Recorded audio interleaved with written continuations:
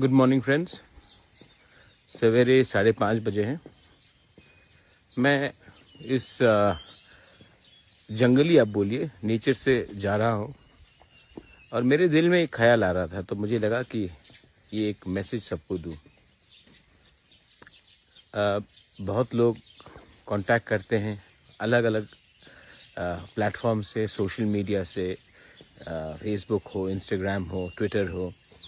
बहुत लोग directly phone करते हैं, लेकिन मैंने एक चीज़ नोटिस किया कि हमने जब भी रिस्पॉन्ड किया है तो 90% लोग जिन्होंने फ़ोन या रीच आउट किया, उनके पास प्रॉब्लम्स लगभग वही था।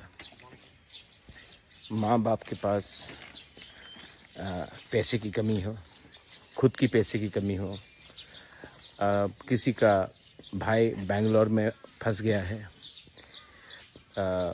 Financial problems. बहुत लोगों ने फ़ोन भी किया है कि हमें नौकरी दिलवा दो। किसी और ने फ़ोन किया है कि आप